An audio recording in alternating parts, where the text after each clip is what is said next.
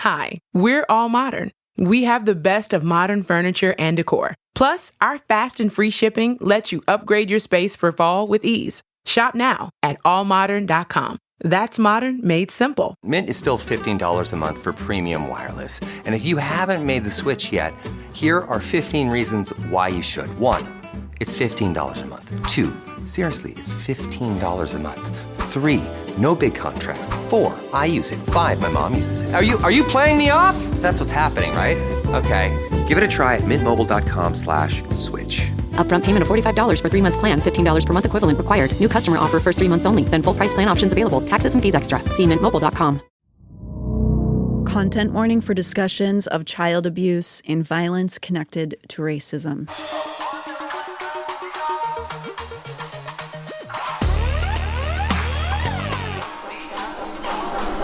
Someplace underneath.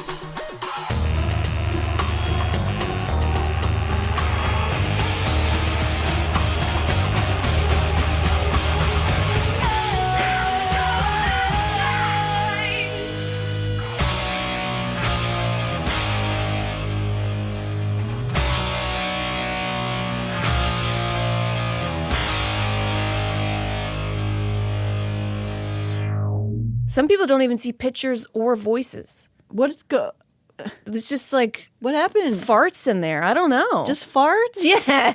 Where do the thoughts come in? I honestly don't know. Amber... Some people are like this. There's no pictures. There's no voices. It's just raw dogging. It's like what atheists think of heaven. It's just in their head. But that, okay. How do you do anything? Like, how do you tell yourself to get up and like do laundry and basic stuff? Or there's... Why does this hurt my head to think about? It's kind of sad, I think, because my own personal voice talking to me, it gives me so much comfort. Yeah. I mean, yeah. And you know it's you, right? No, it's me. There's no like British woman. Okay, great. Because I feel like sometimes the other side of that is... Right. Voice is like another being. Kill everybody. Right. Yeah. Kill. No, it's just like, Amber. No, that's me. I'm telling everyone to kill everyone. No, my voice is just like, you got to lock in. Okay. Do you ever feel like your voice is a little bit critical or harsh? Yeah, but then I have to stop myself. Like if I get really harsh on my body, I stop myself and I'm like, whoa, whoa, whoa. We need to say one nice thing. That's good. Yeah. Sometimes those voices can sound like, I don't know, people like our mothers. Why haven't you lost 5 pounds? Why haven't you, mom? Why don't you doing this? You're getting a little bigger. And you're like, whoa. Not always our mothers. It can be all kinds of different voices of criticism from our past. Sometimes they just get in there, hook their little claws in. We have to remember, I think it's a good idea to just say... One nice thing. One nice thing. Hey, let's slow her down here. Let's slow her down. I have nice hair. You have great hair. Thank you. Yeah, lush. Welcome to Place Under Neith and Natalie Jean. I'm Amber Nelson. Yeah, we have a lot to combat every day, emotionally, mentally, spiritually, physically, as human beings existing on this planet. So, whatever you need to do, as long as it's not hurting other people, you got it. In fact, whatever you need to do to prevent yourself from hurting other people, I say go for it. Who cares? Just don't hurt other people. If your desires revolve around the taking down of other people, we got to take a step back again. We got to go, You know, I was thinking the other day, you know, I was raised pretty conservative Christian, and how everybody has this, like, there's no uniform, really. Like, you know, in some parts in Middle East where I grew up, there was, like, the burqa, or you cover in hijab. But in the South, it's just like, well, you can kind of wear whatever you want, but we will be very critical of you. And I think that's on purpose, because you're never looking inward and thinking, how can I be a better person? You're just thinking, how do I take her down a little bit? How do I make her feel like shit? Yeah, which arguably having the choice is better. Mm-hmm. However, more of a psychological war game where you're constantly trying to dance around all of the people who are just like shooting barbs at you and telling you bad things and saying you deserved it and da-da-da-da-da. So it's like, yeah, it's better. Is it that much better? Probably not. Probably not. Kind of the same mentality in a lot of ways. And also, I mean, there are full communities in this country where you will be shunned if you don't wear the right outfits. And you could argue that LDS Church got some of that stuff going on. God, I wish we could just start a cult made like mini skirts and tube tops that just say cunt on it. That's the only thing you're allowed to wear? Because that's still technically oppression. That is, you know what? Damn it, Natalie. You're smart. We just got to stop getting in people's business about what they're wearing.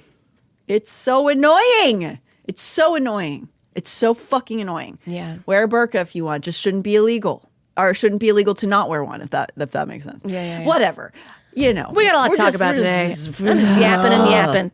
We are nearing the end of this season, which is, I would say shocking, except it's not. It's been almost 4. We're going to about 40 episodes for the season. And I couldn't have foreseen how truly deep this would take us and how ingrained in American culture all of this really is. It's almost sometimes doing this research feels like a sickness cloaked in pretty packaging. Every episode and subject could have been broken down for hours of discussion, and we will be having video essay kind of content of some of these topics we've discussed in more detailed observations over on our new YouTube channel very soon after we finish this season. So please subscribe if you can. Because every single one of these topics could have been hours and hours. And so we're trying to condense this all, but we will cover more of it in depth in video form. Yes. Yeah. So trying to condense the vastness of racism in this church to one episode is nearly impossible. We'll explore it much more in the future. But today we will go over what I think, personally, is how we ended up with these white terrorist cells in the Jell-O bout that we've been talking about the last couple weeks. Because we have that in modern day, but it didn't just start No. out of nowhere. Certainly didn't. How the doctrine and mindset extends beyond even a place on the map. The LDS belief system is not relegated just to the Jell-O belt. This ideology can follow a person even if they're removed from the hive. Take Jill and Brian Griffith, for example. In July of 2025, the couple was arrested in Fort White, Florida, and 9 children were seized from their compound. Damn. 5 were their biological children, and 4 were adopted. 2 more adult biological children were arrested alongside their parents.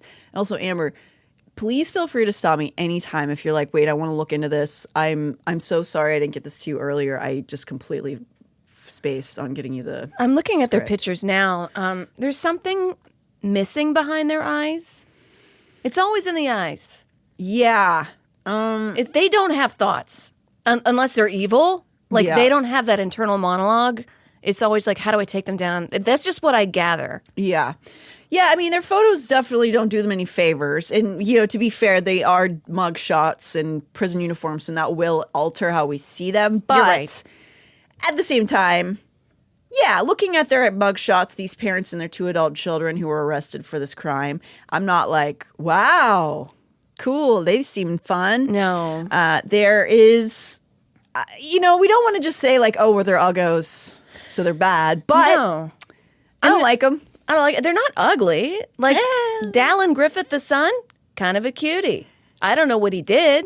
He did everything you would just take a guess. You know what? I take that back. Yeah. Not a nice guy. Weirdly, the only one smiling in the mugshot, he looks creepy because of that, to be honest. The other ones at least have the decency to look kind of upset. Yeah.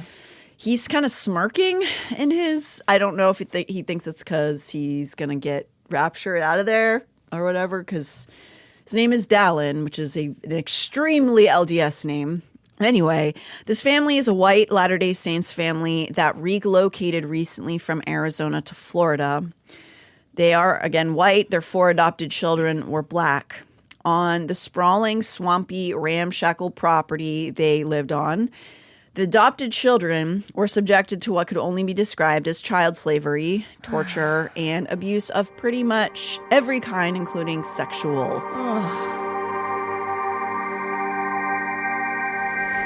A According to the report, the woman told the Department of Children and Families the family recently moved to the area from Arizona. She claimed the family primarily fosters or adopts African-American children, and these children were being treated unfairly. The Columbia County Sheriff's Office confirmed the children range in ages from 7 to 16 years old. Of the 9 children, 5 were biological and 4 were adopted in Arizona. During interviews with DCF, one child said he was often caged under a bunk bed as punishment. Other children said they were also sprayed in the face with vinegar, and their mom would press a sheet of plywood onto their backs as punishment. The report also states many of the children do not know how to read, and one child claims she hadn't attended school in over 5 years. Investigators also reached out to another child that was supposed to be in the Griffiths' care, but was actually in Arizona with her biological mother. According to the affidavit, this child accused Brian and Dallin of sexual and physical abuse. The children were taken into DCF custody on July 3rd, and the adults were arrested Tuesday. It goes on to say that that child claims that she was sexually assaulted by the father and the son. So, do you think there was a reason why they chose primarily black children to raise? Yes, I do. So let's talk about that. Initial reports detail that the family had a history in Arizona of adopting and fostering specifically only black children, and investigations have shown that the 4 adopted children in their care were educationally neglected and treated generally as laborers. Some were illiterate and didn't know their birthdays. Oh, my God. Am I blaming their church for this behavior? No. But am I suggesting that people who are capable of this level of depravity can go to a church that has 100 easy justifications written by God for this behavior and use it as a reason? Absolutely. I am. While the LDS Church might denounce this behavior publicly, they will not own up to their own culpability in normalizing this exact kind of criminality. Beyond that, these were church-going, tithe-paying members, almost certainly that gave them more credibility within the foster care system in Arizona because they're surrounded by other Mormons. And so just because they went to the church, they're not going to check in very much on these people. They did what they're supposed to do on paper. This is a lovely family. And look, they're adopting these kids. They're helpful members of the Mormon church, helping out young children. Yeah. This is why I'm saying I think that they chose black children intentionally is what we're going to talk about historically in this church and the mentality of the entitlement and the ego-driven idea that they are of a superior race that is going to help, quote unquote, fix other colored people of color of different kinds that are not white, which is so vague. But the paleness is what is supposed to be the good thing in the church. I mean, it is. Let's talk about that a little bit. Yeah, and not your actions and your thoughts and how you go about that, or just being a person who was born, as we are all just nude little squawking babies that come out. So whether or not being faithful Mormons enabled, encouraged, or introduced the idea of treating black children this way to this family, we might never know. But we can take from context clues like their faithful membership to the church. They had their large biological family that they were supposed to have to be a member. And, of course, naming their eldest son Dallin, which is almost exclusively a name used by fanatical Mormons, that they were deeply invested in their church. Were they racist and the church writings encouraged them, or did the church turn them more racist? Chicken Who or the egg? knows? Yeah. Religious pressure to conform, to stay pure or holy, is a power like nothing else humans have been able to beset upon one another since the beginning of time. Religion and spirituality is one of the most powerful weapons ever concocted, the threat of torment in the next life. It is fear-driven in so many instances, and we just cannot, no matter how much how you feel about religion and spiritualism, because there's many positive aspects, we cannot ignore that humans have enslaved and entrapped entire nations of people in the name of an omnipotent creator that only they speak to. That is the longest-running scam of humankind, really. Yeah. And they continue to do this. We're watching it as a justification right now in modern history for the reasons the U.S. are supposed to pay for these weapons to torture and mutilate tens of thousands of children in Gaza right now. You can go see video of Ted Cruz literally saying this openly, that he says it's biblically ordained and that's why we need to do it. It makes me physically ill that people can still, in the year of our Lord 2025, convince others of the rationalization of the destruction of innocent people because God said. The U.S. is far from the only nation to be born of this. I imagine every country came from just hurting vulnerable people. Yeah, there's a lot. Like Dubai's just built straight up off of slavery. They just take people and they take your passports and then good luck. Are there any countries that were just like, equally, let's enrich each other? Let's enrich each other. Hey, we got this sweet riverbank. We can fish and farm right here, and then I'll help you out, you help me out. Let's start this nation of kindness. Was there ever? Can anybody answer this for me? Because I think the answer is no. No. The Twisted Tale of Amanda Knox is coming to Hulu and Hulu on Disney Plus August 20th. In 2007, Amanda Knox was halfway around the world studying abroad in Italy. She had no idea her dream would turn into a nightmare.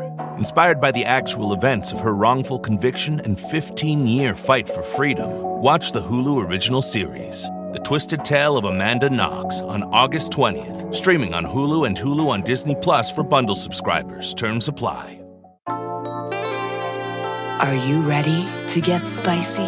These Doritos Golden Sriracha aren't that spicy. Sriracha? Sounds pretty spicy to me. A little spicy, but also tangy and sweet. Maybe it's time to turn up the heat. Or turn it down. It's time for something that's not too spicy.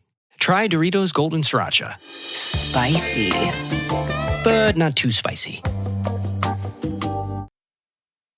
But we, as the U.S., since we're such a new country, we can see the wounds much more clearly, and they haven't really even begun to scab over as opposed to an older country. But yes, you're right. Like Dubai right now, this is still happening currently. These things are being built on like slave labor, right?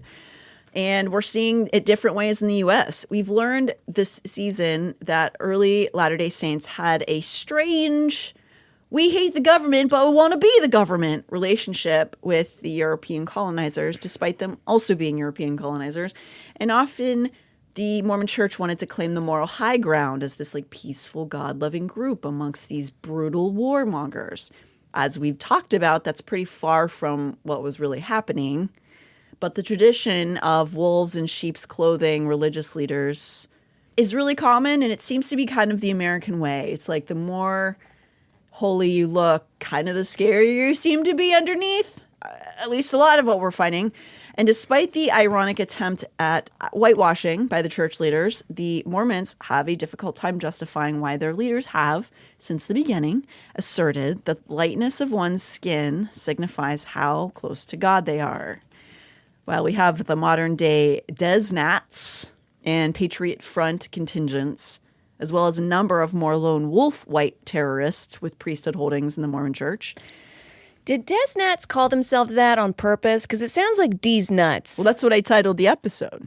That was the episode title, Desnat on D's nuts. You're so smart, Natalie. You just came up with it too. I mean, we both did it separately. D's nuts. All right, well. You know, they are, I would say maybe some of these guys aren't super familiar with pop culture references. I don't know. There's a lot of our vernacular daily that is based off of 4chan references, like corny ass 12-year-old boys lonely in their room. Like the term maxing. I know. Like I know we said in the other episode Magellan maxing, and that's just like going out without a GPS and just like figuring it out. I think it's funny, but maxing is it's from like weird guy culture, 4chan culture. Yep, we are becoming a nation of the chronically online. And I do think that there's a lot we can learn from that. But does it reach an unhealthy point? Yeah. Yeah.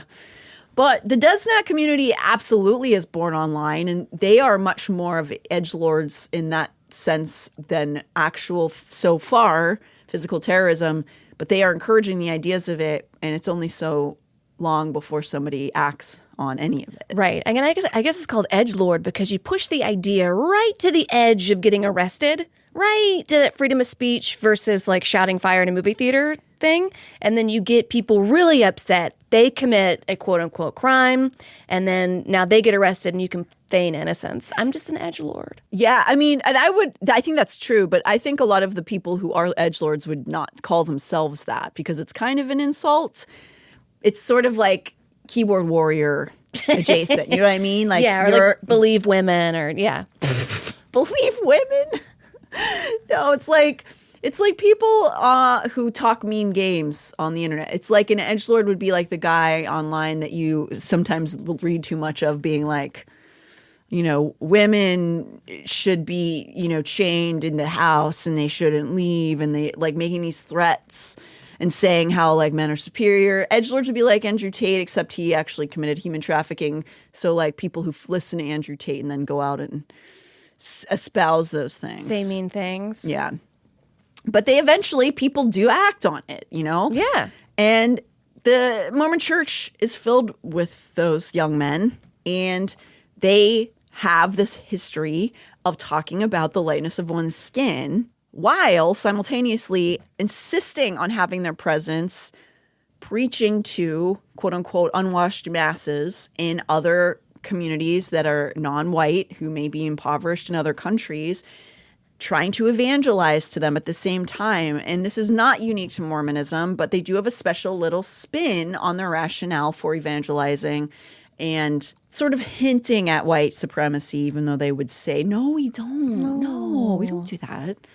The first iteration of the church is intrinsically tied to slavery because the entirety of the growth of the land America is now depended upon slavery. As Joseph made his moves westward, there were Black people who accompanied him. It's difficult to describe these followers as equal, as they never were fully equal, but Joseph did give the priesthood to several Black men in his company, at least 6 that we can sort of find through records, but history told inside the church basically erases them entirely. According to the meticulous archiving, however, by historian Matthew L. Harris in his book Second-Class Saints, there were around 100 Black people who were members when Joseph Smith was alive. This includes a woman named Jane Manning James, who asked to be sealed to Joseph Smith upon her death. This is a really complex discussion to have that's not really for white people to have. But I want to acknowledge her love and faith in this church, while also my personal having discussed by the culture that she was forced to grow up inside of how she was treated. And that's complicated because you don't want to dismiss her love for Joseph Smith, but you also don't want to ignore how she was dealing with the crumbs of society at that time and being like, well, he doesn't beat me. Right. Maybe you think like, oh, they'll save me. That's what a lot of like Republican women do. Yes. They gladly give up their like any kind of rights because my husband will come along and he'll save me. Yes, very much that mentality, except in her time period, she didn't have any other alternatives, essentially. Whereas Republican women just don't feel like it, which is pure privilege.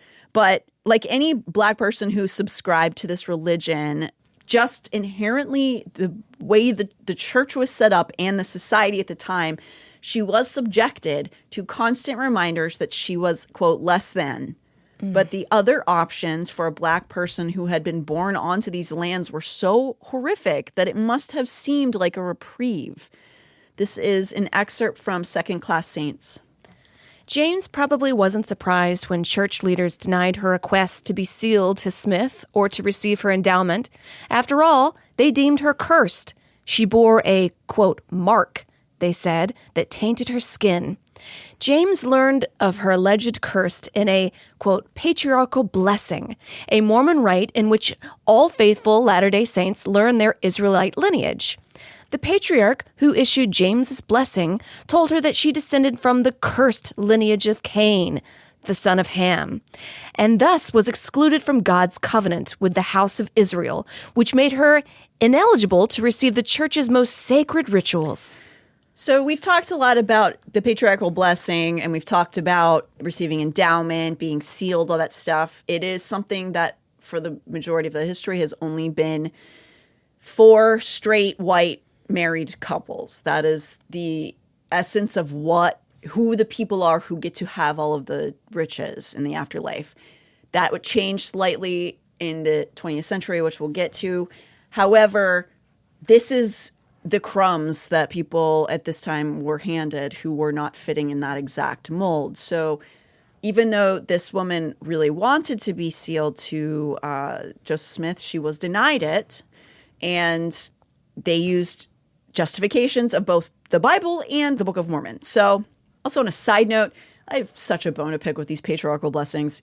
So many of the crimes we've covered this season have been because of something they interpreted from their patriarchal blessing, which is just a guy. It's essentially getting a fortune cookie and making all of your life decisions based on the fortune cookie, because the patriarchal blessing comes from a dude who didn't even go to church school or whatever. He's a bishop. He's a guy. He's an elder or whatever.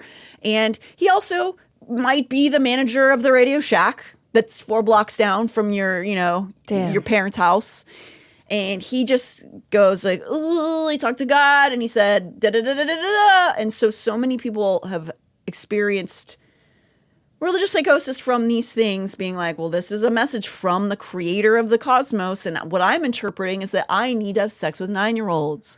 And that's just a part of the process. And so in this woman's patriarchal blessing, she learned that she's a curse, which is great. He's making that up. So much stuff is just made up. I mean, most of it's made up. He's made that up. Yep. So we'll be talking a little bit about that more in our polygamy episode next week. But goddamn, these things cause a lot of pain and suffering. Chef's kiss to the ridiculousness of that little aspect of the Mormon church. By the way, also, I wanted to recognize the irony that, we have to say the irony of the book Second-Class Saints is written by a white guy. However, it is an excellent source for historical accuracy. And it's, of course, not really a white person's place to express the emotional damage of this history from a first-person perspective, but he does a really good job of documenting and providing the facts of his lineage's sins, if you will. So instead of speaking for Black people's experience, he's addressing the wrongs that his culture did. And he's a historian. So there's another book that I used called Black and Mormon that has some essays by actual lived Black experiences of Black LDS people. So if you want to check that out, it's a great resource. That's from the early 2000s. There are many other books outside of this. There's a couple authors who've written several, but are white guys. So there's not as many perspectives from a non-white experience inside the LDS church. And I think that has a lot to do with the potential they would face of alienation as a non-white person in that community. Up to this very day, there's still kind of a mentality of, you need to stay in line if you're not a straight white guy, So there's fewer resources written by people of color about being inside the LDS church up to this point. But if you out there, listeners, have any resources you'd like to recommend us, please send them to someplaceunderneath@gmail.com and we will read them and share them. So the treatment of non-white people in the church was both shaped by and because of their treatment in the new America. Joseph, from what I can gather, and me being a cynic, seemed pretty happy with Black or Indigenous people wanting to worship him. So, he's like, yeah, you come in, I'll give you priesthood, but not too much. You're not me or like me. You can do some of the stuff, but not all the stuff. And that was considered to be better than what it turned into, unfortunately. Yeah, I bet people at the time thought he was like a free thinker. Oh, yeah. And a lot of people did not care for it on both, more racist side, but also what he believed still kind of sucked. But, maybe by comparison, he was better, but not very much. And in the fact, the books he wrote perpetuated really harmful things that the church continued on for centuries.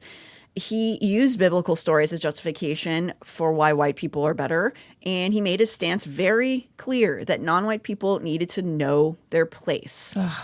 Most people know the parable of Cain and Abel, which is just the mainstream Bible, aka the world's first murder. Like everything in that book, the Bible, people just make up whatever they want on top of very simple sets of words.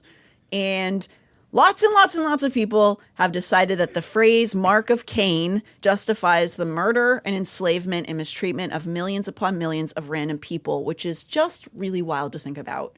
That just that interpretation of that one sentence has caused like utter devastation for people over centuries. Because using the mark of Cain to say that's supposed to be about people who are dark-skinned. And you just have to go, oh, okay, I guess so. Guess we're going to use that as an excuse forever. So the justifying of that through the mark of Cain, there's also this passage about the son of Noah, which you just mentioned in that little excerpt, which is the guy Ham. And it has something to do with him being dark-skinned, blah, blah, blah, something. That's why we do bad things to them. It's all so stupid. I kind of feel disgusted by our entire species still thriving on this. And I think Noah raped his own daughter, but they don't talk about that a lot. There's lots of rapes. Lots of rapes in the Bible. Yeah, all kinds, really. A lot of family raping. Oh, and lots of like Lot, actually. Lot, and he had his 2 daughters, and then I think he sent them to the town to be raped. They ended up raping him, too. It was all kinds of different raping going on. You know, I don't like that. Wow. Hot take, Ember. I don't like that at all. Hi, I'm Kristen Bell. And if you know my husband Dax, then you also know he loves shopping for a car. Selling a car? Not so much. We're really doing this, huh? Thankfully, Carvana makes it easy. Answer a few questions, put in your VIN or license, and done. We sold ours in minutes this morning, and they'll come pick it up and pay us this afternoon. Bye-bye, truckie. Of course, we kept the favorite. Hello, other truckie. Sell your car with Carvana today. Terms and conditions apply. So I understand the complexities of religion and of the Bible are intense, and I know people don't like me talking about it so flippantly because it is complex, but in another way, isn't it just a series of dick measuring contests that are so infantile, it's actually disturbing? It's a made-up hierarchy, and that's why they have that secret blessing, is because they're like, oh, but we got this extra little thing. Yep. The second anointing. The second anointing. It's all made up. All of it's made, of course, yeah. All of it is made up. All of it. Religions are all made up. Whether or not you believe in a God, they're all made up by people. Nobody has spoken to God. I'm just going to be really clear. Nobody has spoken to God. Not a single human being has ever done it. I think if you really did speak to God, because I'm still, religious, Sure, but you're I'm not in the like, we got to enslave people kind. I'm just kind of like, we should love each other. But I do understand if I were to go speak to God right now and I came back, I'd be like, your head would just have exploded. Fuck! Like I couldn't comprehend. I couldn't speak. How do I explain it? It's like in the movie Contact when she goes to outer space and says they should have brought a poet. Because how do you even explain this? Yeah, there's another fun reference to, I was just, I think, talking about the re-release of Dogma, which is my favorite Kevin Smith movie. You couldn't see it forever because it was owned by the Weinsteins, I think. But that movie actually also really talks about the absurdity of organized religion, and it is about God still being real, and just how, people's faces would melt off if you couldn't handle it or whatever. And these guys that are powerful, they're so flippant, and they're like, I spoke to God. I spoke to God. I'm like, really? In that sassy little voice? Yeah, and God wants grown men to have sex with children a lot, it seems like. Wow. Yeah. And then get a whole race of people to do everything for you and then say that you did it. Exactly. And in my statement saying nobody's ever spoken to God, that's not me saying I know what happens or I know what's out there or I know what happens when we die. I don't. I wouldn't consider myself an atheist because I think that's also entitled thinking. We don't know what happens after we die. And I just don't believe in a single religion that's ever existed has had somebody actually speak to God. A lot of them just don't like the ladies. It's mostly about control. It's of mostly women, just controlling women bodies, and just other people to make like us slaves. Yes. Yeah. Yep. So we just have the new modern day LDS one is still working that out, I guess. Anyway, Joseph used these inspirations to create. Not to create. He didn't create. He interpreted them from the plates that he got from God. Right. Trust me, bro. He saw the plates. He saw it. We can't see the plates, but he saw the plates. He saw them. And they went back to heaven, which is what they said. That's why people can't see him. He said, see ya. And Jesus had his little wheelies. Like, you know, the tennis shoes that convert. Yeah, and he went, bye. Bye, Peace skated out. away. Skated away.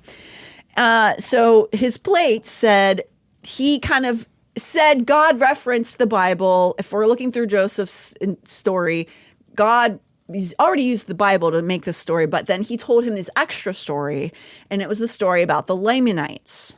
This is also from Second-Class Saints. The Book of Mormon was awash in curses.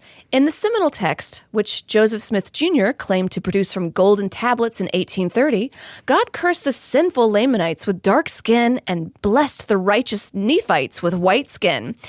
This racial binary was most prominent in 2 Nephi, which states that God... We should have like an echo on your voice for this part. Right. Had caused the cursing. Okay. Had caused the cursing to come upon the Lamanites. Yea, even a sore cursing, because of their iniquity. For behold, they had hardened their hearts against him, and they had become like unto a flint. Wherefore, as they were white and exceedingly fair and delightsome, they might not be enticing to my people. The Lord God did cause the skin of blackness to come upon them. So that is a passage from the Book of Mormon, which the modern day presidency and all of the top guys really try to scramble around, being like, no, I think you meant something else. Say what? It's dark clothes. They meant dark in their spirit, and it's obviously not that, because Joseph Smith was very vocal about the Lamanites being the indigenous people who are dark skinned. I mean, it says exceedingly fair. Damn. We're watching passages of scripts being eroded or changed in real time. And it makes me wonder, like back in the day in church, they'd be like, this is the word of God. And I was like, well, this has been interpreted and written over many. No, it hasn't. That's actually really bad that you brought that up. And I'm like, well, this is like a whole different guy. Yep. That wrote this. Not to mention, all of it was written hundreds of years after it was said to have happened in history. It was written by people who did not witness any of the things that happened. Most of the Bible was written hundreds of years after Christ was alive. So, like, who's How to would say they what know? made up who? It's the word of God. But because it makes certain people below you, that's why everybody's like, yeah, it's the word of God. What are you going to question that? You can't, because it says I'm powerful. Yep. If there was a text that said Amber Nelson is the baddest bitch alive, yeah, I would look at it and then be like, but that's what this says. You should just put that on a plate, dig it up. Trust me, bro. That's what God said. And then say canonized bitch, because that's all these people are doing, which is what we're going to talk about. Something being canonized that says white people are better. And this is how people say this is the word of God. We watched this happen in recent history with the LDS church, and you can use this for any church, any religion. This is how this happens, where it becomes the word of God, because a guy says this is now canonized as the word of God, and then everybody goes for the next generations, no, it was canonized, word of God, word of God, word of God, word of God, down the generations. And then you just go, well, guess can't argue with it now. This is how it happens. So let's talk about how this happens. So we just mentioned this passage from the Book of Mormon, while Fawn Brody and many other scholars connect this far more to Smith's justification of dominating the indigenous people of the area. It also works swimmingly to hold back recently freed slaves in the early LDS church.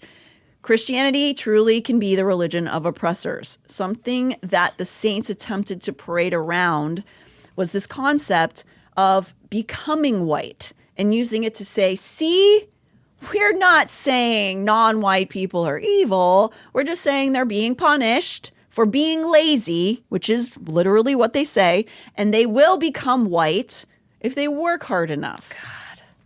This is like, people do skin bleaching for this. Mm-hmm. So this has real, other consequences. Many, many consequences, yes. You're literally like bleaching your skin.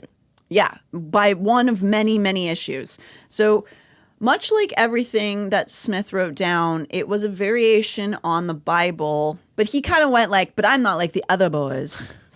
I'm different. I'm the Bible, but I'm a little bit different.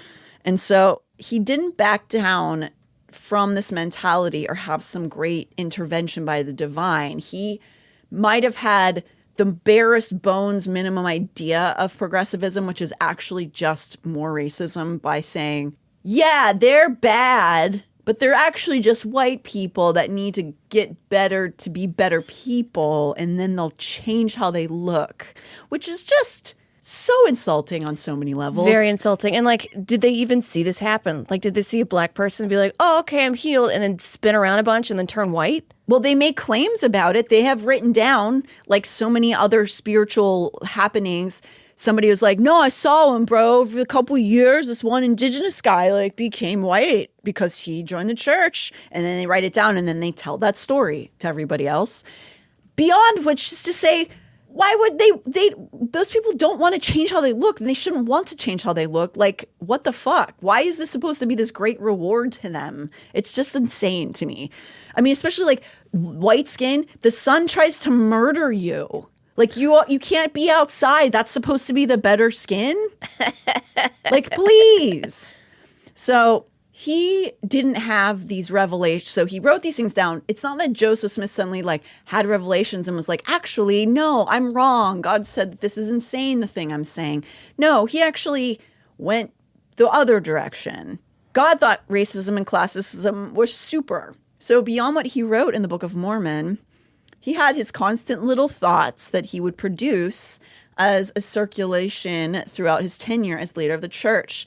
So I don't know how they did. I don't think they had printing press at the time, but he made, I'd have to look into that when he was during his era, how he got circulations around, but he would write his little thoughts down, like almost like a blog that they would hand out. And eventually, after his death in 1851, a quorum member named Franklin D. Richards collected all of these circulations, all of his blog entries, and he put them together and published them as one book that was titled The Pearl of Great Price. And this became canonized as another biblical book by the church in 1880. Does that make sense? So Joseph Smith wrote the Book of Mormon as a book. But after he died, they took all of these other writings and made it into a book that they then turned into another spiritually canonized book. Special book. Another extra special book. So that is one of at least 3 books that have been canonized as God doctrine by the Mormon Church. And the Pearl of Great Price, all of his little blog entries, that became the canonized biblical book in 1880. Well, in the late 1880s. So yeah, once this became doctrine, this had great consequences on the way that people were taught in the church. Here's an excerpt. The Pearl of Great Price was even more explicit in depicting racial curses. The Pearl of Great Price contains 2 parts, the Book of Moses and the Book of Abraham.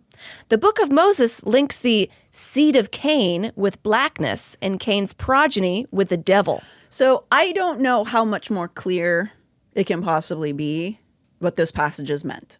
Yeah, it's pretty cut and dry. Regardless of that, the church tries as they will. What do they even say? How do they spin this? It's pretty explicit. First off, they don't really talk about the Pearl of Great Price that much. They seem to like let people just, if they don't read it, they're not going to read it. You know, they don't got to read it. Right. And then they say stuff like, oh, it was just, that wasn't God, that was folk gossip stuff. I mean, they use these terms and you're just like, what do you mean? You said that his word was God's word, and you still say your prophet does that, and then you're talking out of both sides of your mouth, bro. And it's not because you're 1,000 years old and you don't have any teeth, even though that probably helps. But most people who, it's kind of this, this sort of like thing that people say, especially very MAGA people, who say things like they're not racist because they don't see color. Oh, I hate that. They kind of do that too. Liberal people do that too. And I'm like, shut the fuck up. I hear fewer liberal people say that, but I'm sure they do. Maybe at least modern liberals. I think maybe back in the day it was more common amongst liberals. 2015. Yeah. That's actually not helpful. No.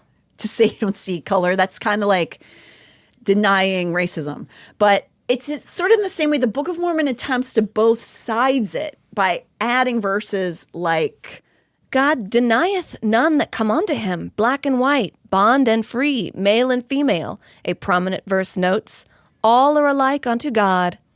So that's sort of the Book of Mormon's version of saying, I don't see color, even though racial discrimination occurs at the same time, if that makes sense. You're like, I'm not racist because I don't see color.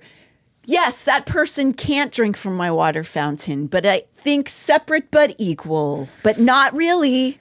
Even not equal, even though I'll say those words. It seems like they just kind of scribbled this in like 50 years later to be like, oh, wait, actually, canonize this. I mean, it is from the original one, but it was the way that Joseph Smith kind of saw things, where he was like, yeah, you can worship me, be in my church, you can have this title. You can give me money. Yeah, give me your money, that's fine, but you're not actually going to be able to do all the things that I can.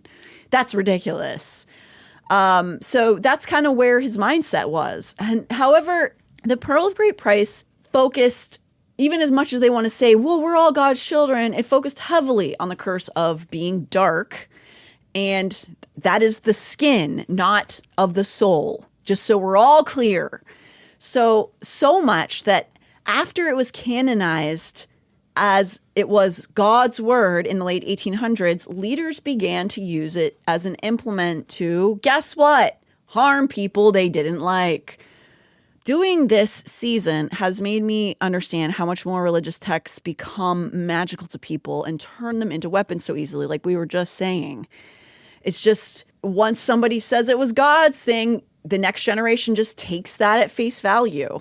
And so after it was canonized, the idea, which was something proposed by Joseph Smith, the 1/3 of the premortal spirit babies were the bad guys. This is still something they believe. They say, oh no, it's not just the dark-skinned people. Now it's just there's some people are born evil. But they said for the majority of the history of the church that the bad guys, the premortal spirit babies, were the dark-skinned people.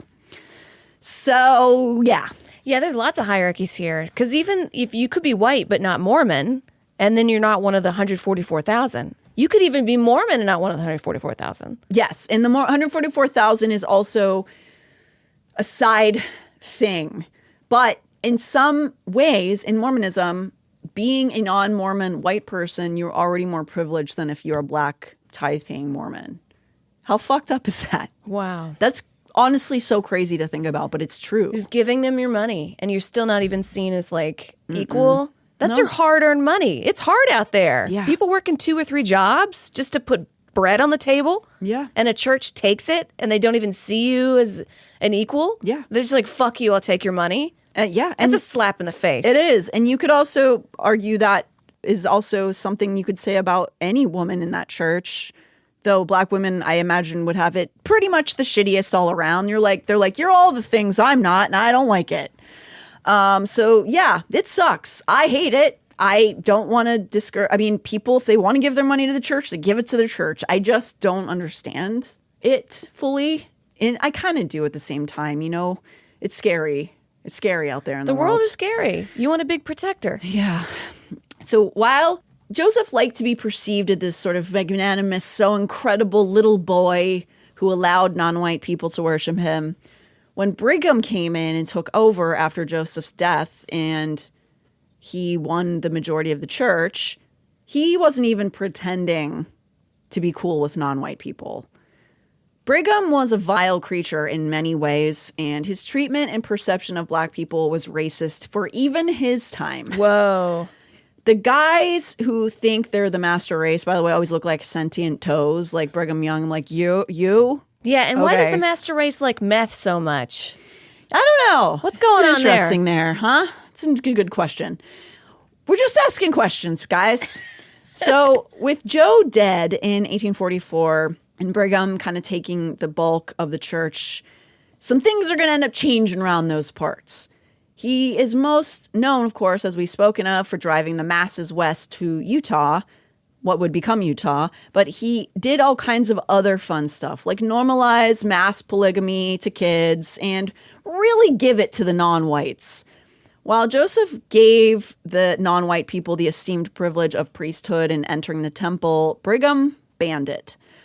While this ban didn't necessarily do something to endanger the body, this physiological and psychological toll it most likely had on some people must have been great. Because if you're thinking about it from this perspective, you're a black person who's already so persecuted in every aspect of their life, and you found this church that allows you to take hold of a priesthood and give you some human dignity, some rights in the afterlife.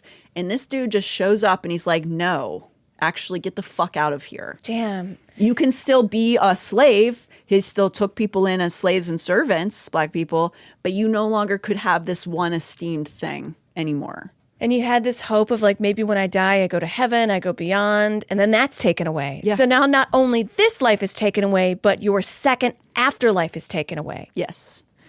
We don't know Brigham's motivations, but there is rumor, there's at least a speculation that the possibility of why he took that away was that a priesthood-holding black man named William McCary took a white polygamous wife, and Brigham was like, hey, we're the predators here, buddy. We get to have those multiple wives. You taking a white lady? No, They absolutely get so not. mad. They get so mad when a black man dates a white woman. They really but do. then a lot of these guys, these white supremacists, they date women of color. And they think it's Okay, fine. Sometimes. There's such a What's weird, going on there? There's a weird psychology. God knows. I could never tell you. I'm sure there's been lots of papers written about it, but Brigham was not okay with a white woman being married to a priesthood holder who was black guy. And so while we don't have that in writing, a lot of people have speculated that that was why he took the ban in, so that he could be the big boy, the big top boy. Yeah. As the nation and also the Mormons grappled with how to process the unspeakable act of enslaving so many people and how to deal with that fact in the aftermath, many people seem to need to equate the reason as God ordained. We see this all the time today. It is that, again, it's very much MAGAism where it's so difficult to face injustice and racism and the horrors of that pain. You come up with these spiritual justifications for things that are really bad and really ugly. An example of this historically is that one drop rule that existed in many churches as well as like the greater population. Are you familiar with this term? I think it's like if you have one drop of blood in you that is from a non-white person, you're considered non-white. And I think there was like early on in America, there was a thing called, and this, I hope it isn't racist, called an octoroon. And that was like an eighth. Yes. And you were still considered a slave. Yes. So, yes, that is very much part of the history of America. And this is a concept that is traced all the way back to the 17th century in colonial times. And again, revolved around the idea of racial purity and another part of religion and control of the masses. This persisted and still really does. But as the U.S. was colonizing out west, there was this bizarre mental gymnastic where if you were accused of having one far back ancestor of non-white origin, you were considered less than and would lose many rights. This whole idea, to me, shows the concept of the absurdity of the notion in general. Like, if you're saying non-white people are bad, and you take a person who is pale and going, you also... I don't like you, that one is bad too. What are you even trying to do? It's more bullying because my mother, she was in the South in like the late 50s, 60s. And because we have larger lips that run in our family, that is technically considered a non-white trait. And she was harassed and bullied and beaten up as a kid. And this was like not long ago. Right. That's the absurdity of the notion of whiteness being something is that shows it to me. Like, I don't know how to explain that. I don't know if that makes total sense, but to me, it's like, what are you even mad about? Like, what do you think you're mad about? Yeah, what are you even mad about? I don't know. Like, I have Ghanaian and West African ancestry, and I'm as pale as a sheet of paper. My skin is virtually transparent. The sun wants to kill me every day, but I would be considered a one drop by that logic. I thought the more your skin is pale, the closer you are to God, right? So what are you even fucking mad about? Like, what are you trying to do here? It's nonsense. And it is a way to, I think, separate themselves from the tragedy of the crimes that occurred. I think that it's easier to come up with these nonsense rules than to deal with the empathy that would have to come in to face these kind of things. That's just how I maybe see it. It's kind of like the same things with a no uniform in the South, because it's harder to look inward and be like, how can I be a better person? I said a prayer the other day to God. I said, remove any blockages that keep me from being a better person. Really let me look inside and like help me. That's really lovely. Well, you're welcome. I love that. I wish that more people thought like that. It would be nice. I am sort of waiting for the like shitstorm to happen. I was like, oh, that might have been kind of dangerous, but whatever. Because if you do that, that's kind of harder. But if you look out and you're just like, she's showing her shoulders, she has big lips, she has this, I guess then they're lower on the hierarchy. Yeah. Yeah. I mean, that to me feels like you're doing something that I would consider more spiritual, right? We'll see. We'll find out. Let's find out, folks. We don't have time or authority to speak for the lived experience of racism in this church, but I highly recommend, again, American Zion, Secondass Saints, and Black and Mormon. Those are 3 different book titles for good jumping off points. Just as the people of America experienced dozens of macro and micro aggressions against people who were, basically reflecting abhorrent behavior on white settlers. So I kind of see like maybe the separation, also them feeling the reflection, showing this light in their face, this mirror of, look at this horrible stuff we've done. No, we need to separate them from us. They're different. That's why it was okay to do those things. I mean, if you really look at like some things in slavery, truly horrible. And I honestly think that we are sort of like given like a smoothed over version than what really happened. I think it's probably one of the worst things, American slavery, that's happened in the world, at least in history. At least in the recent modern history. Yeah. We're just kind of given a skimmed over like, hey, you don't have to think about it. And it's becoming fought to take even more of the truth out of it now with this administration. So we'll see how that goes. But yeah, you're right. It's just easier to like not think about that because they're bad. Yeah. Exactly. And we had to. Because they're bad. We did because God said it was cool. So the church has not necessarily changed all that much in the next century. I don't know if it really got better at all in the 20th century, maybe a tiny, tiny bit. And in fact, though, when more Americans were questioning things like segregation, the church quadrupled down on these really awful concepts. In 1949, the first presidency, who at that time were George Albert Smith, J. Reuben Clark, and David O. McKay, they released a proclamation that is, again, believed by the entire church body to be a direct message from God itself that Black people are in fact cursed. And sorry, shrug. The proclamation basically says that, well, they shouldn't have been fence sitters, which is what Brigham termed them, meaning that they didn't help fight against the devil in the premortal wars. This is so stupid, Amber. In the premortal wars, so not only was your past taken from you, but your present is taken from you, and your future is taken from you. Yes. Fuck you. Yeah. You made it up. Yep. It's made up. But people take this as gospel. So the proclamation that they put out in 1949 was in response to people kind of questioning these things like segregation and racism, and then being like, no, it's holy, actually. No, we're not sorry. We're actually doubling down on this is what God said. Brigham's not wrong. So that's what came out in 1949. There are so many awful stories documented from this time period and from the time when slavery was being abolished and around that time. And I think one of the worst things that I've read for this episode that stuck with me is that during the slavery years in the LDS church, people would trade slaves as tithing payments. They would trade human beings as tithing payments in the church. This idea actually makes me physically nauseated. How is that not the definition of evil? That you are giving a tithe to your church in the form of a human being as though they're money.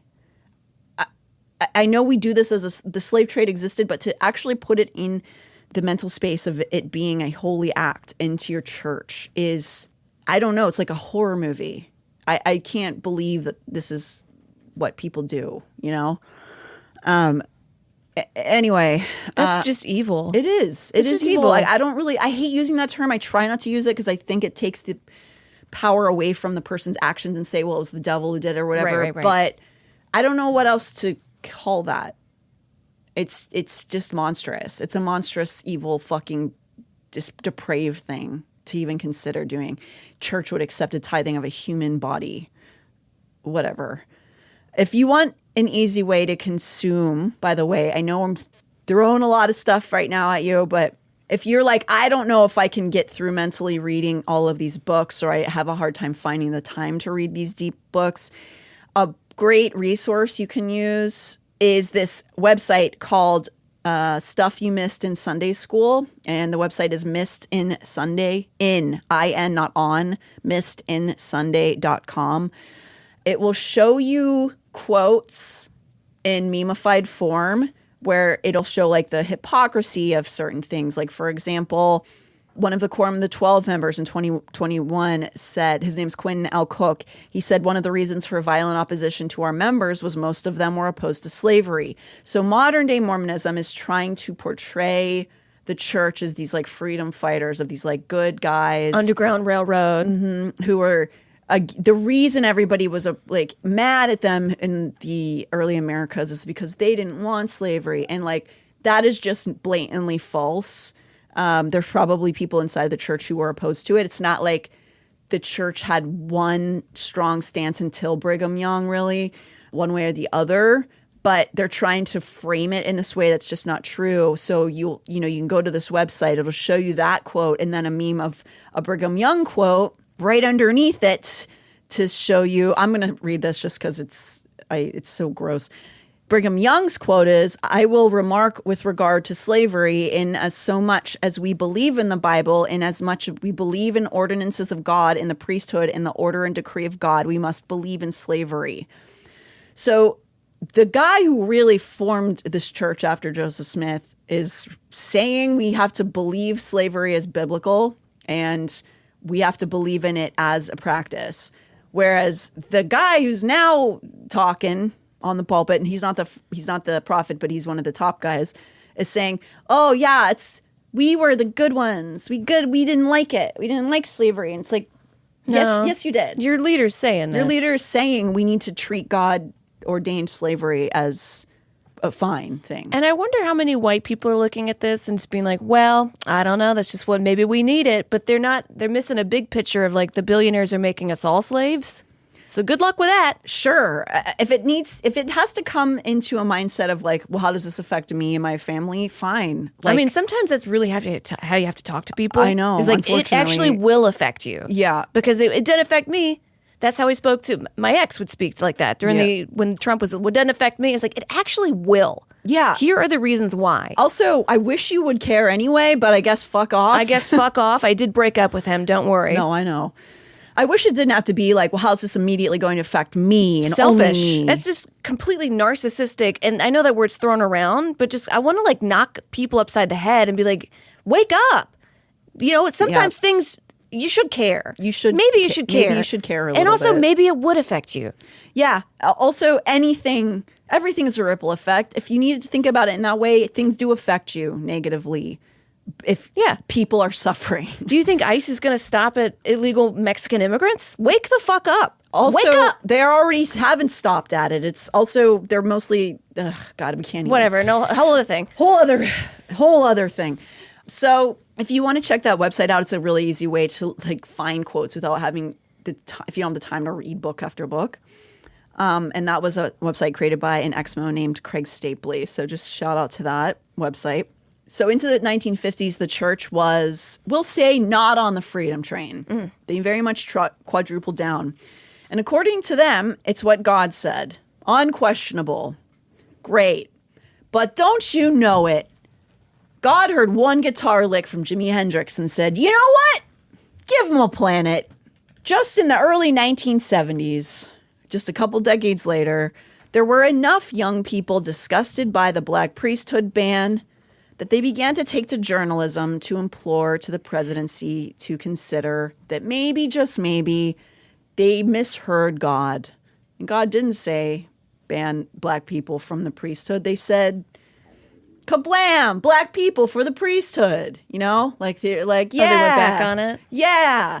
So, yeah, in the 1970s, there was even more uprising. And I'm going to put on my cynical glasses. I'm going to say maybe they're trying to keep people in. I don't know.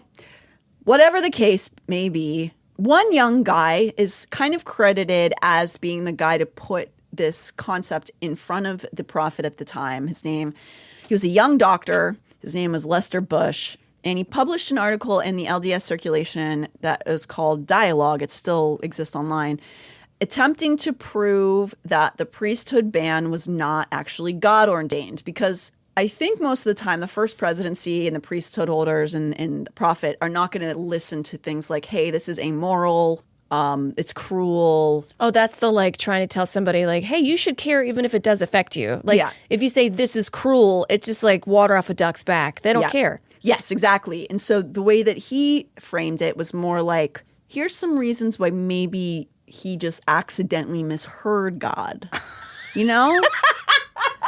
God was like, he was like over there. He's like, oh, wait, I was mumbling for a second there. Yeah, sorry. like, I think God sneezed and like you misheard a word or two in there.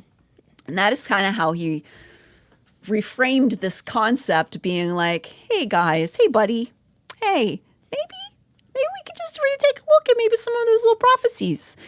And it was persuasive enough that it made its way to the sitting prophet, Spencer W. Kimball, at the time in the 1970s.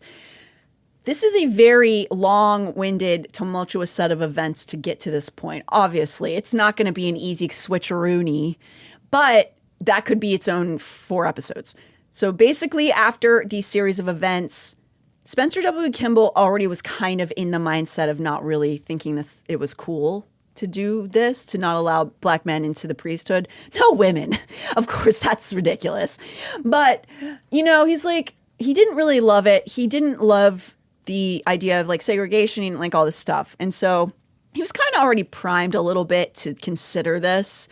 And throughout a tumultuous turn of events, with many of the quorum at the time opposing this change and suggesting it went against God. Like, while Spencer W. Kimball was the president, the guys under him some of them were not cool with it. Some of them were still there from the late 40s, early 50s, because they go on until they are husks. And some of them were like, you're wrong. You're going against God. And Spencer W. Kimball he was the president. And he decided he was going to change it. The girls are fighting. The girls are fighting. And he decided in 1978 that he was going to lift the priesthood ban. It, as you may imagine, caused an uproar on both sides. There were many people who were very happy. There were many people who were not happy. And we're going to actually talk about a little bit of that next week, that people, much like when in modern history, they didn't like black people getting what they got. And so some of them went to the more extremist LDS sects that were things like polygamists. So we'll talk about that a little bit more next week. But and that's where like the guy with the women with those funny haircuts, that's where they came from. Yes. Well, they didn't come from this branch off, but there were many people who were like, no, we hate this. We don't want them to be able to have things. We're going to go to one of the extremist ones. And that still happened throughout till today. That still happens. People branch off. They're like, they're not doing enough mean things. I got to go to another one of these guys. Yeah, so weird. It's kind of like I know some relatives that they stopped listening to Fox News because it's too liberal. And now they're on Newsmax. And now they're saying Newsmax is too liberal. And I'm like, how about you turn the TV off? Yeah, like what do you want? What turn do it you off. want? What do you want? I think some people are saying because they're pushing back on the Epstein stuff. And that's somehow liberal, I guess. Okay. I mean, so Kimball lifts this priesthood ban in 1978. Great. I mean, it's good, I guess. I know we should celebrate these changes. It doesn't change that much that I really do hope it brought relief to black families at that time, that they were considered worthy by these mouth-breathing troglodytes. Sorry, if I lost my filter this deep into the season, Have I been reading about Mormons for 3 years straight and each new piece of information is worse than the last and I don't care anymore? Yeah, maybe. You definitely did start off being like, we're not here to make fun of Mormons. And then cut to now, you just called them troglodytes. I don't care for the men who run this church. I'm going to just be blatantly honest. I think that they are bad people generally. Some of the people in the church, quite lovely, I'm sure. I just think if you get to this level in the church, you have to be kind of a bad person. Yeah. Regardless, I hope that it brought comfort to some of those families in the 70s and onward. I think it's great they said black people were human beings or whatever. Yay. That being said, nearly all authority members in the church are still white to this very day. No black people have made it to high-ranking positions. And, they maybe some of them can get to like some of the lower quorums and stuff like that, but none of them have ever been leaders. And of course, no women. Don't be crazy. No women, of course. Right. What are we going to do? Have dogs come in there? So, yeah, things have changed to some level. It's still steeped utterly and irrevocably in racism and white nationalism. Nothing they really can do can change it because it's the basis of the whole church. And if they take that out, what are they doing? Just collecting paychecks. We spoke of some of the harm because I don't want to discount Indigenous suffering as well as other non-white people in the church that we have talked about it a little bit in the historical episodes. And I don't want to downplay that whatsoever. Their displacement was, of course, the justification that was the basis of the Book of Mormon. The Indigenous people were considered the original Lamanites. Their gross behavior in the church towards Indigenous people continued on into the 20th century. And there are many documentations of members, again, like I said, historically claiming to have turned the skin white of Indigenous people. We covered some of the U.S. and Canada's Indian placement school horrors on previous seasons on Spun, and the LDS Church were deeply complicit in this behavior. This was compounded by their immoral use of Mormon adoption agencies that would definitely take away children from unwed mothers and families of color to place them in more worthy Mormon homes. Was that the case in this family that we just covered at the top of the episode? I don't know what the kids' families, their biological families, I don't know what condition they were in. The fact they didn't know their birthdays kind of breaks my heart. It seems like whatever they were living in another life, it didn't get better in this family. Probably arguably much worse. But this is what the church has been doing for centuries, taking babies out of families they didn't deem good enough and putting them in priesthood-holding families.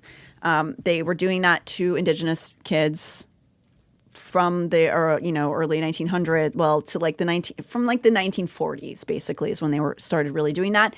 And that is because all of these Indian student placement programs, Mormon or not, were sort of a result of the aftermath of World War II and the drive to create this white Christian nation. It's like all of the harm from World War II created this other kind of harm. And I gotta say, it kind of blew my mind that the Mormon Indian student placement program ran until the year 2000. Ooh, was this the scoop, the 60 scoop? Somewhat. Something like that? Something like it, yes. Yeah, similar. So the society at large felt entitled to force conversion onto people practicing different faiths who didn't look like a nuclear, Believe It to Beaver family. The Mormons were like, yes, this is our favorite thing. We love it. We've been talking about how they were cursed for decades, So the nuclear family was not an option that time period people were given. It was the only way. And which is a pretty new concept. Mm-hmm. Like throughout history, people have been living with their grandparents, living with the community. It takes a village. Taking care of each other. This whole husband, wife, kids, one home. It makes everybody kind of crazy. It definitely has done something weird to people. And not because that can't work, but that it doesn't always work for people. If that's what you want, that's great. It's not the only thing that works. No. And saying that it is has caused a lot of psychological problems, I think. It just gets people to buy more stuff. It does. Every house has to have a lawnmower on the street. But if you had a lawnmower to share, that's one lawnmower. It's true. There's a lot of capitalism involved in it. There's a lot of white supremacy in it. A lot of wanting people to be complacent. A lot of people who want to take your money. I mean, the boomers and the silent generation, mostly the boomers, really did a lot of damage to this country. They did. Very unempathetic people, too. Yeah. What happened there? They were born into a thriving economy and they took everything. It's also when we got televangelism and people like Billy Graham who really encouraged this kind of behavior. The Mormons were like, yes, King, we've been doing this forever, Billy Graham. So it coincided with the explosion, interestingly, in the 1960s of the numbers in the Mormon church. And historians often point to the backlash of the nuclear family shit to the liberalism surfacing in the 1960s as when people started rushing into churches. And we're actually seeing that now when people are pushing back and saying, like, women should have rights. And they're like, ew. And they run into these evangelical churches who will never question their closed minds and who will love their apathy towards things and like say it's actually better that you don't care about other people. And so that was happening during the Mormon church in the 60s when they were also taking in all these indigenous kids. And I would like to also mention, I think it's fair to point out that many of the indigenous kids who went through this program have been consistent over the years that they did have positive experiences in the program. More so than some of the other programs we've talked about in the past, that there were some more maybe enrichment style programs in the LDS Indian program in a little less force than some of the non-Mormon ones. And I do want to honor those people's experiences. I'm not trying to take that away from them.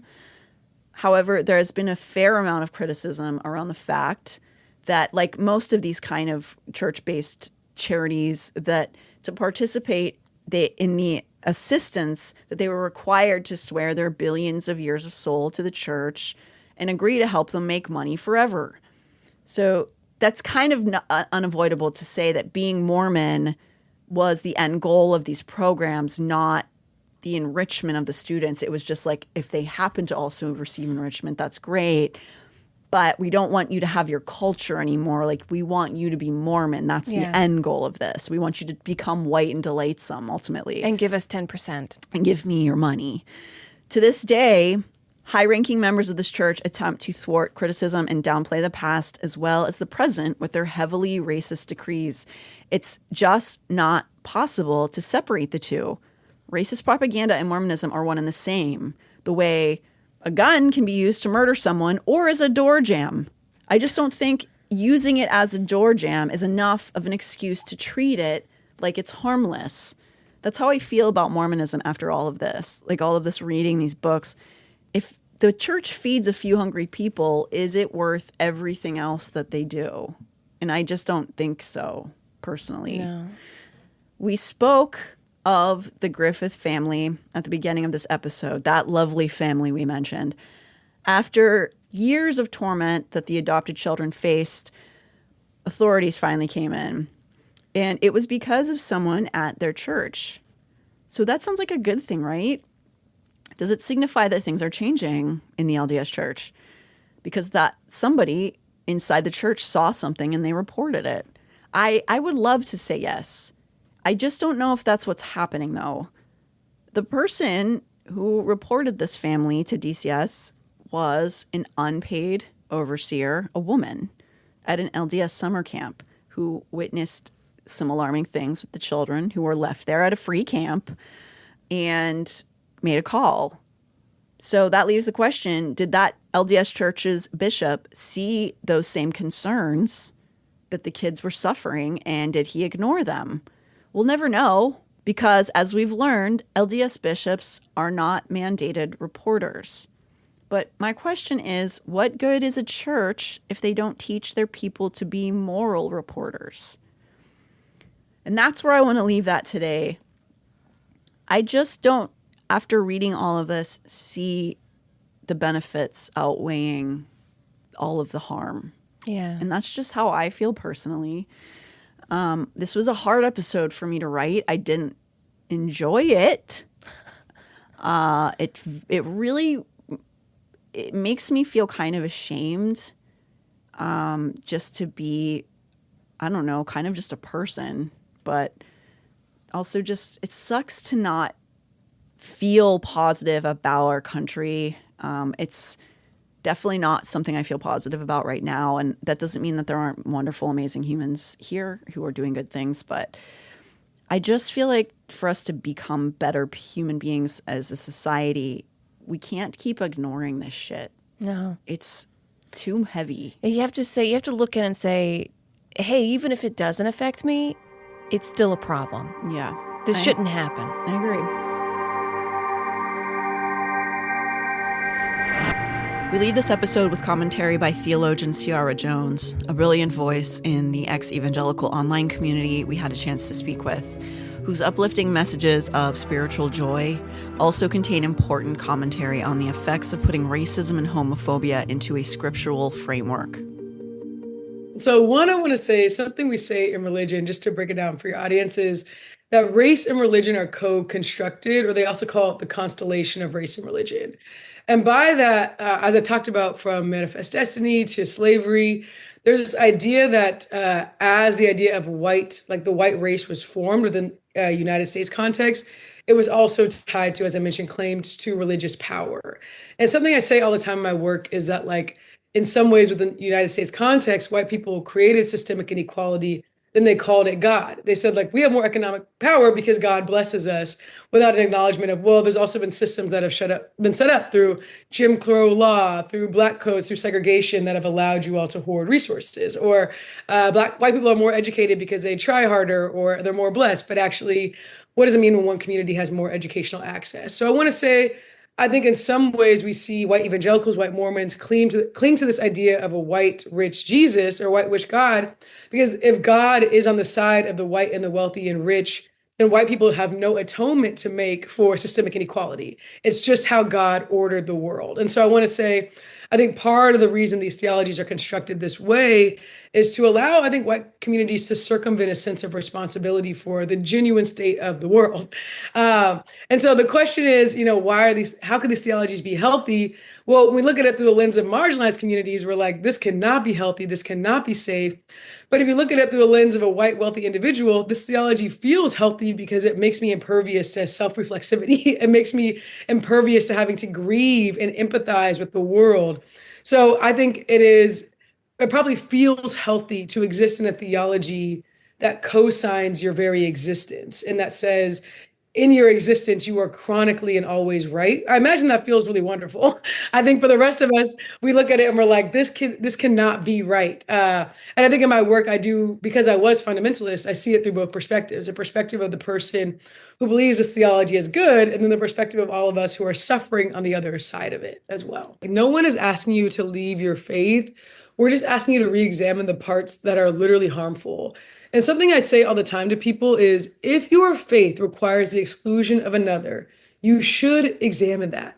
You should ask why, if God is omnipotent and omniscient, omnipresent, would this God need to hate people to maintain its sense of power? Like, what about that sounds theologically sound or spiritually sound to you? And something I say to people all the time is, you're telling me that this God created earth within Christianity in 7 days, but like queerness is threatening, like sexuality is threatening. Like, how does that even, these things don't even feel like they make theological sense or sense at all.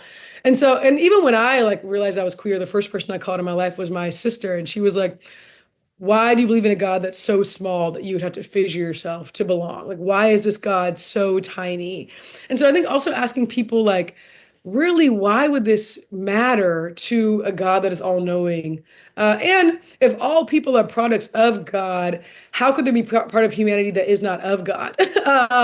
And what does that mean when we're saying, like, these people have things that are inherently part of them that are demonic and no one else does? Like, I just think when we really break down these ideologies, we kind of understand that part of them is our own human understanding of them.